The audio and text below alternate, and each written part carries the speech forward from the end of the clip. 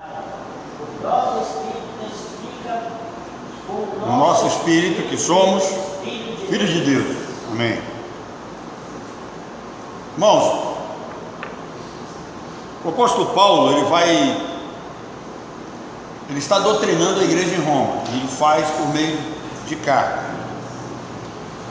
E capítulo 8, nós já estamos nele há alguns domingos, ele é o mais completo dentro da doutrina chamada segurança eterna de salvação. Então, o que Paulo tem em mente? Ele quer enraizar na vida, na mente daqueles irmãos lá em Roma, de que eles são filhos de Deus, que eles foram perdoados, que eles tiveram seus pecados lavados, que a dívida que eles tinham foi cancelada, eles não devem nada à carne, porque eles foram adotados.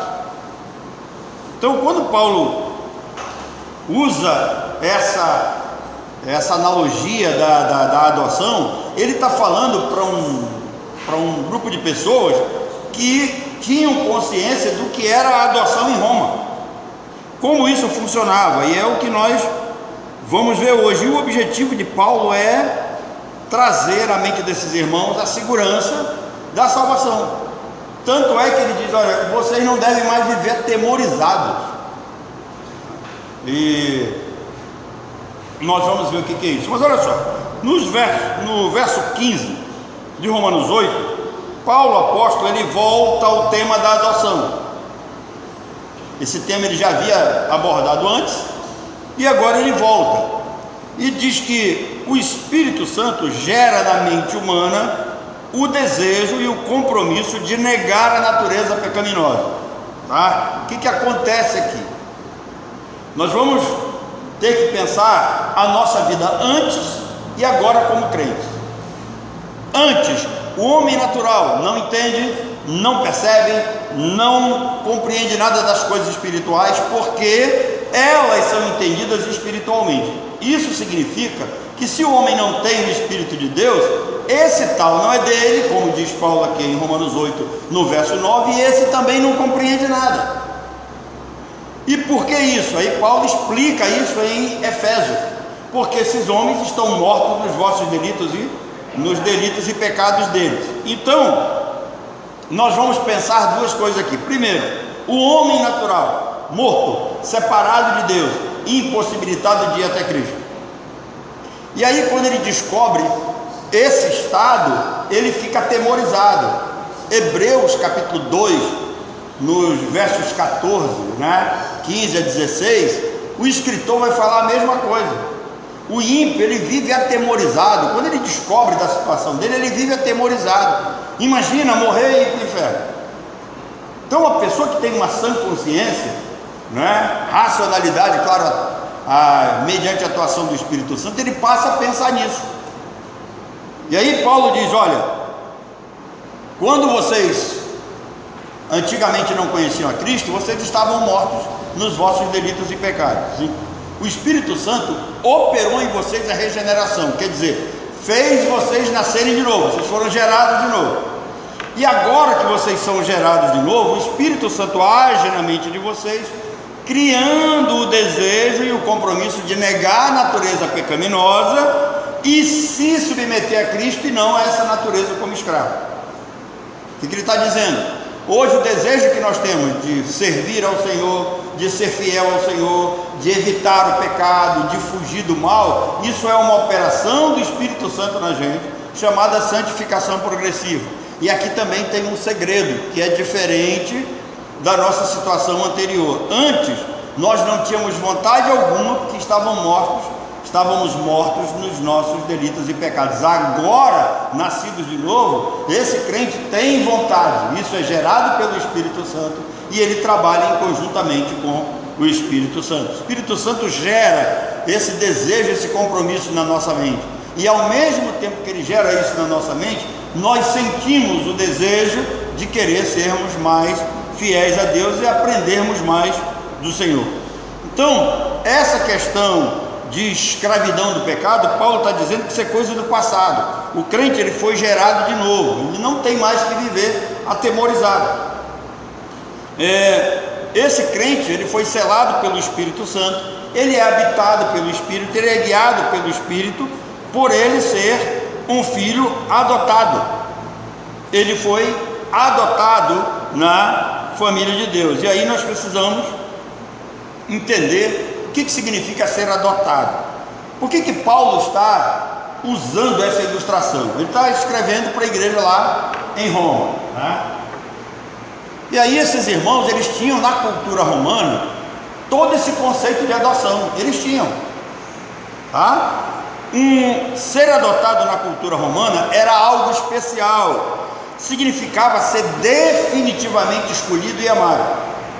Agora olha só, o apóstolo Paulo, ele é o homem que mais fala sobre eleição, ele é o homem que mais fala sobre predestinação.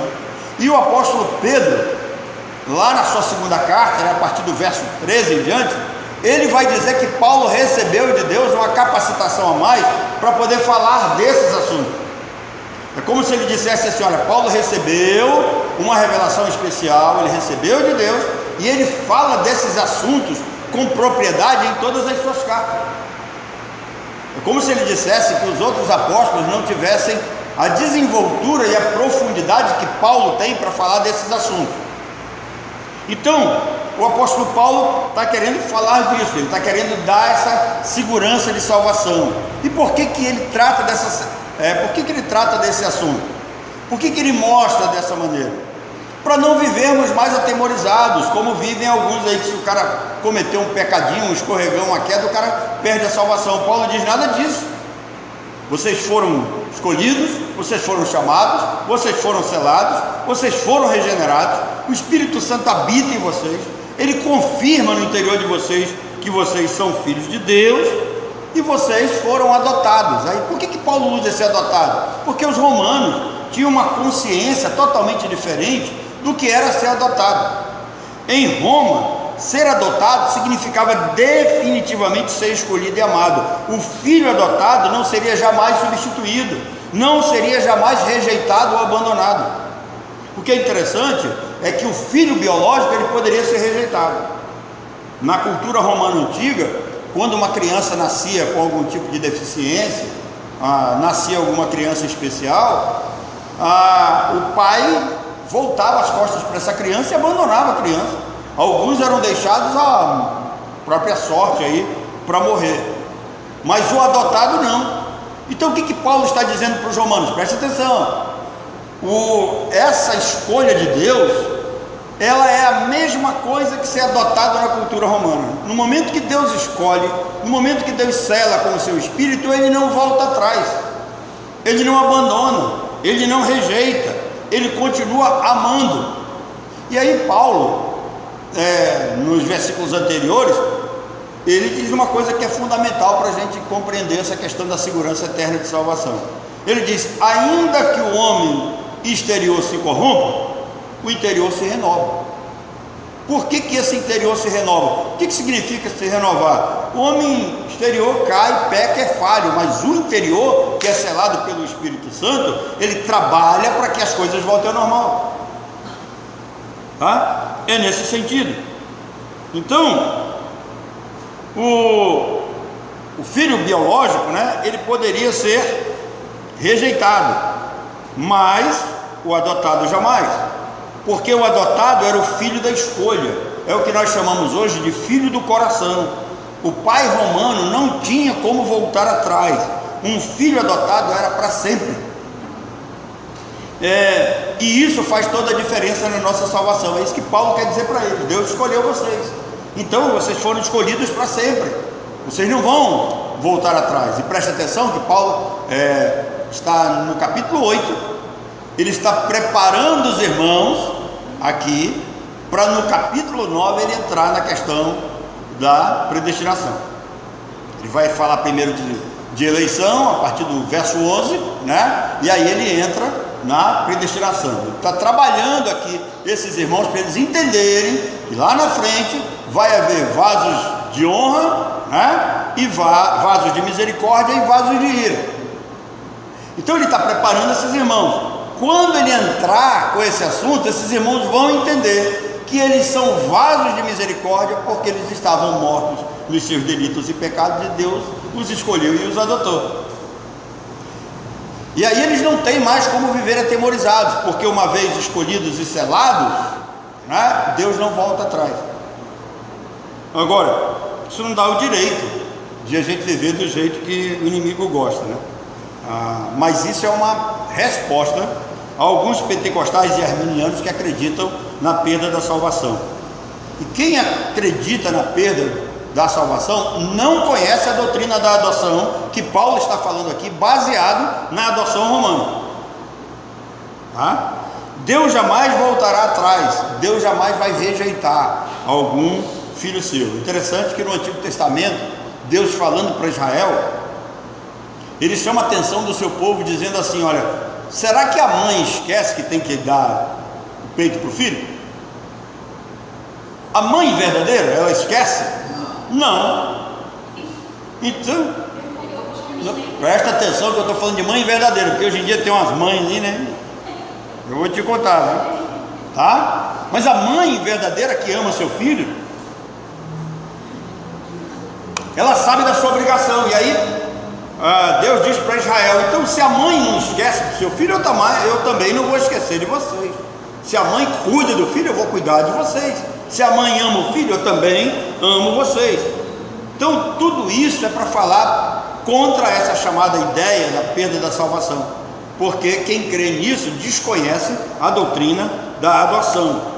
Então Paulo pega a força da cultura romana, onde aqueles irmãos estavam inseridos naquele contexto social, onde eles viviam, fazia parte da cultura deles. Então quando Paulo fala assim: olha, vocês não receberam um espírito qualquer, vocês receberam um espírito de adoção. Aí na cabeça do romano, a adoção tem uma escolha, e essa escolha ela é para sempre. Então Deus não volta atrás. Aí o que acontece com esse coração? Eu sou alguém especial, porque eu fui escolhido por Deus e eu fui amado, e por esse amor Deus cuida de mim, tá? Deus me guarda, Deus me protege, Deus me sustenta. Então é para andar como? É para andar tranquilo, é para andar sem temor, tá? Não é para um viver atemorizado, que a qualquer momento você pode perder tudo que Cristo fez na cruz por você. Isso não é verdade. Então esses irmãos, eles sabiam como funcionava bem a doutrina da adoção, e Paulo usa isso para mostrar para eles que uma vez salvo para sempre. Então, olhando assim para um contexto teológico mais profundo, nós podemos chegar à seguinte conclusão: o Filho biológico de Deus, Jesus, ele foi rejeitado na cruz para que os filhos adotados fossem aceitos e amados para sempre. Observem que Jesus disse: Deus meu, por quê? Me desamparaste. Então, o Filho biológico, ele é abandonado na cruz, ele é deixado à morte, para que nós, os filhos adotados, fôssemos aceitos. Então, Paulo escreve isso para firmar na mente desses irmãos o que é de fato a questão dessa segurança eterna de salvação, que o crente, então, ele foi escolhido e habitado pelo Espírito Santo. Voltando para o quadro, ele diz assim: antes nós estávamos separados de Deus, e pela graça o Espírito nos uniu a Cristo. Se você quiser saber como é que o crente foi unido a Cristo, ele é unido a Cristo pelo Espírito Santo, tá? E isso aí tem o aval da lei. A lei reconhece isso. Quando o próprio apóstolo diz assim: o fim da lei é Cristo. Então a lei reconhece isso, que nós estamos em Cristo, ligados a Deus. Então Paulo usou a metáfora da escravidão. Olha, ele entra aqui com mais uma metáfora. Primeiro ele usou o exemplo da adoção, agora ele fala da escravidão, que antes nós éramos escravos do pecado, agora nós somos livres para viver uma vida de comunhão com Deus. E ele usa essa palavra escravidão para fazer os romanos lembrar duas coisas. Primeiro, da a saída do povo judeu lá do Egito, da escravidão que eles estavam vivendo no Egito. Então, todo judeu tinha consciência disso. Todo judeu, ele é obrigado a celebrar a Páscoa, né? Era obrigado a celebrar a Páscoa aqui, para lembrar o quê? Da saída do Egito, para lembrar dessa liberdade. Mas também, Paulo estava usando o estado de escravidão para fazer esses irmãos lembrarem do duro mercado de escravos que habitava em Roma naquela época. Roma vivia debaixo desse contexto de escravidão, né? Os escravos eram comprados, vendidos, tratados como pessoas subhumanas, sem direito nenhum, e o apóstolo Paulo diz: olha, antes vocês viviam assim, vocês deviam isso à carne, a carne fazia tudo isso de vocês. Da mesma forma como o Senhor trata o seu escravo, a carne tratava vocês eram escravos da carne, escravos do pecado, escravos do mundo, escravos do diabo, e agora não, Cristo libertou vocês, a posição mudou. Então, isso mostra a forma clara como somos conduzidos e guiados em amor pelo Espírito Santo em meio às provações. O fato de sermos salvos, de sermos filhos de Deus, não nos isenta de passarmos por dificuldades na vida, mas a presença do Espírito Santo nas nossas vidas é real, faz Deus ser real, e isso é um estado consolador para todos nós. O Espírito Santo nos leva para uma nova vida, para uma nova maneira de viver. Quando chegamos no verso 16, o apóstolo Paulo diz, né, que os cristãos, eles são dirigidos por Deus, ou eles são guiados, né, na sua própria vida, e a prova disso está que o Espírito Santo testifica com o nosso espírito que somos filhos de Deus. Esta testificação, ela vem tanto na mente quanto diante de Deus. O que significa isso? O crente verdadeiro, ele recebe essa testificação do Espírito Santo na sua mente.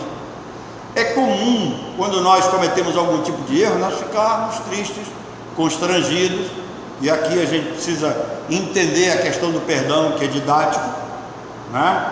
O apóstolo Paulo, nas suas cartas, ele não trata essa questão de que depois de nós termos sido escolhidos, regenerados, selados pelo Espírito Santo, ele não trata mais essa questão de nós pedirmos perdão. Pelo contrário, Paulo trata essa questão do perdão como algo passado, foi perdoado, Deus esqueceu. Mas o apóstolo João não. O apóstolo João, na sua primeira carta, ele diz: se confessarmos os nossos pecados, o que ele está dizendo? Duas coisas. Ele está dizendo que nós ainda continuamos pecando, e está dizendo que é necessário essa confissão. Agora, qual a diferença entre Paulo e João? É que Paulo, ele está simplesmente dizendo que nós, se nós não pecarmos, nós não temos necessidade de pedir perdão.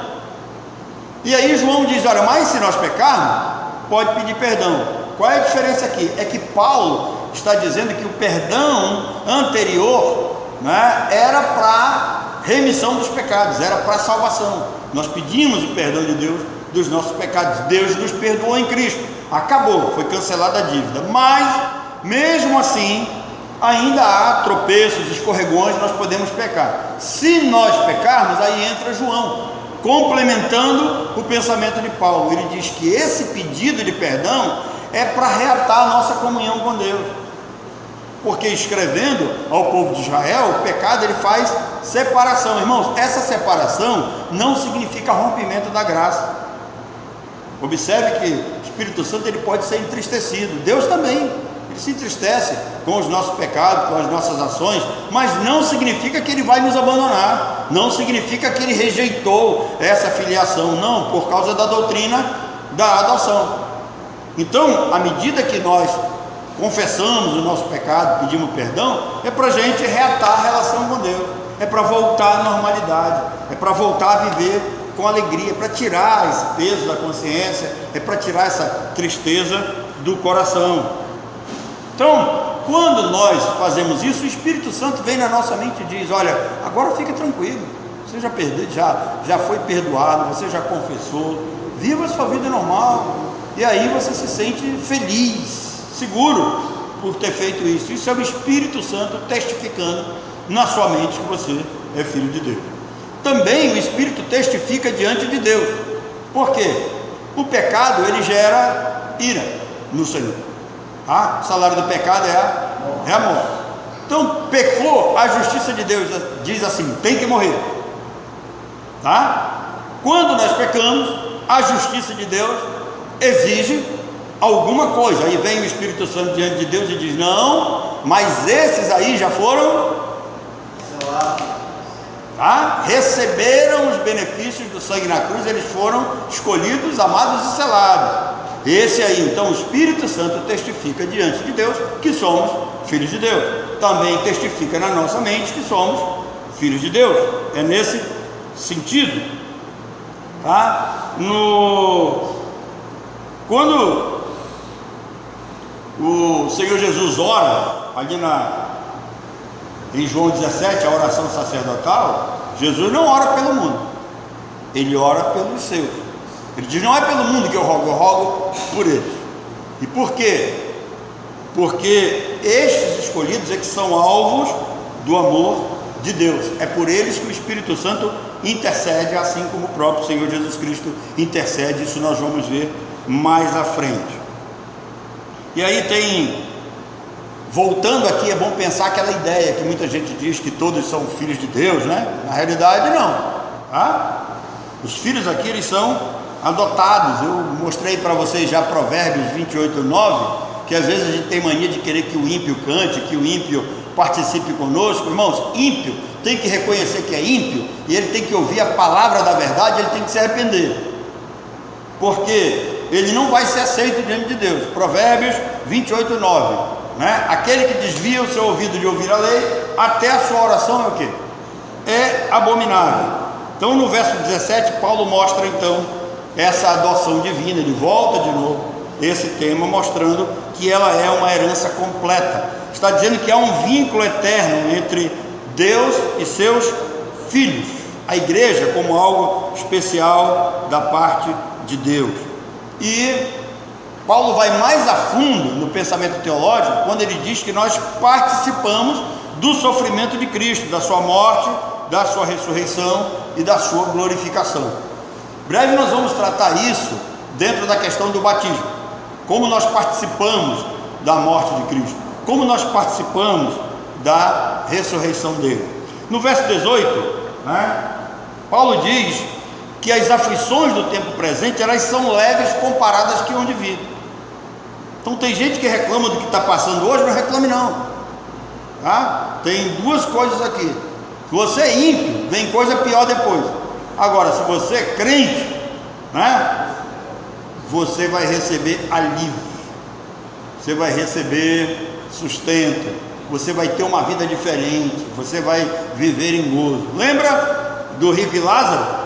Rico está lá desesperado, e o Lázaro, está nem aí. O Lázaro nem lembrava que existia rico. Ele está tão feliz com a vida que ele está tendo lá agora, que ele não quer nem saber se o rico está com a língua ardendo ou não. O problema do rico passou. Então, diz: Lázaro agora descansa dos seus dias, da sua labuta. Essa é a promessa do Evangelho. Ainda que a gente passe por dificuldade nesse mundo, aquilo que nós vamos receber no futuro como compensação pela vida que passamos aqui é incomparavelmente melhor. A vida futura será gloriosa e excelente, por estar dentro de um plano então de compensação. Quem suporta tribulações e sofrimentos nessa vida receberá muito mais e herdará a vida eterna. É o que diz Mateus 19:29. Em seguida, Paulo afirma que a glória que virá não se limita à libertação dos sofrimentos que o ser humano conhece e vive. A glória futura libertará o que? Até a natureza. Essa afirmação, ela impressiona porque vincula a redenção do homem a toda a criação. Assim como Adão peca e ele atinge toda a criação, quando Cristo voltar para restaurar todas as coisas, a natureza também será restaurada. Então, a conclusão de tudo isso é: primeiro, não devemos nada à carne. tá? Nós não devemos nada para a carne, nós não devemos nada para esse mundo, nós não devemos nada para o inimigo. Espiritualmente falando, nós não devemos nada para ninguém. O escrito de dívida que era contra nós foi cancelado, nós devemos para Deus. 1 Coríntios 7, 21 e 22 vai dizer que nós somos escravos de Cristo. Cristo não só pagou o preço na cruz, Ele nos comprou. E se Ele nos comprou, nós somos propriedade exclusiva dEle. Por isso, nós não temos que nos inclinar para a carne, não podemos pender para a carne, nós temos que pender para o Espírito, como diz o apóstolo Paulo em Gálatas, no capítulo 5, nos versos 16 ou 18. Ou seja, essa ação do Espírito Santo em nós, ela não anula a nossa vontade de desejar coisas errôneas, faz parte da nossa natureza, mas ele nos controla, e Ele impulsiona o nosso desejo para o que é bom. Pode passar aí. Somente os filhos de Deus têm o Espírito Santo, e consequentemente devem ser guiados por Ele. Irmão, o Espírito Santo não guia ímpio. Não tem como o Espírito Santo guiar o ímpio. Não há como ter o Espírito sem ser filho. Não tem. Só os filhos têm o Espírito. Só os filhos são guiados. Então a famosa frase, todos são filhos de Deus, ela não é verdadeira. Ela não encontra base bíblica. Tá? Os seres humanos, eles são meras criaturas, enquanto que o Filho de Deus, ele foi regenerado, tá? Ele possui o Espírito de Cristo. O Filho não vive mais em escravidão, ele não vive mais perturbado com medo da morte e com medo da punição eterna. O Filho vive neste mundo certo que é herdeiro com Cristo, que é um concerto futuro que garante a ressurreição e a vida eterna, tá? E aonde? Significa aquele NJ ali,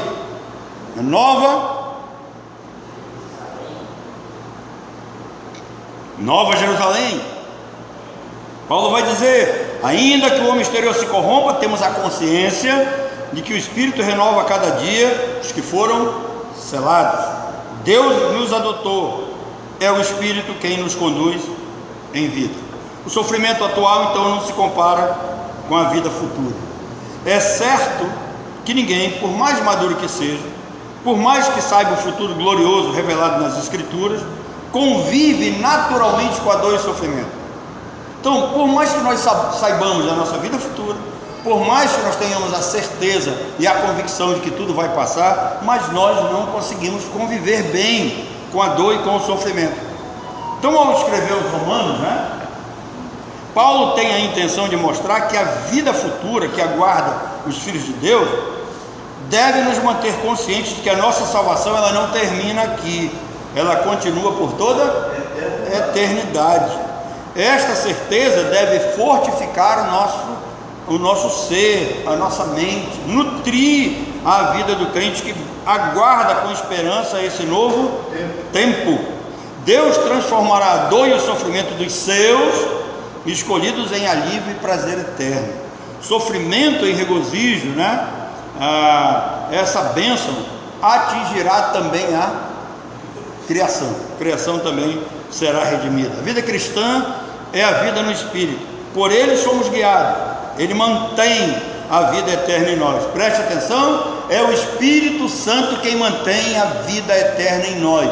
Por que os pentecostais creem em perda de salvação? Porque eles acreditam que são as minhas obras que vão manter esse vínculo e essa ligação. Então, quando o cara falha, quando o cara peca, o cara perde, porque depende dele. Mas Paulo diz que não, tá? Quem realiza isso em nós é o Espírito Santo. É Ele que mantém essa vida eterna, perdão, em cada um de seus filhos. É Ele quem trabalha, não é? Ainda que existam escorregões e quedas, ainda que haja sofrimentos, angústias e tribulações, nós ainda somos dele. Não perdemos essa posição. Nós somos ovelhas do seu pastoreio, propriedade exclusiva dele. Seremos transformados e glorificados no futuro. Esta sim é a certeza que deve energizar a vida do crente, que deve dar vigor. O crente que aguarda com esperança esse novo tempo, a volta de Cristo, o arrebatamento, o reino glorioso, as bodas do Cordeiro e a vida eterna com Ele. Que Deus nos abençoe. É isso que o apóstolo Paulo quer nos falar por hoje.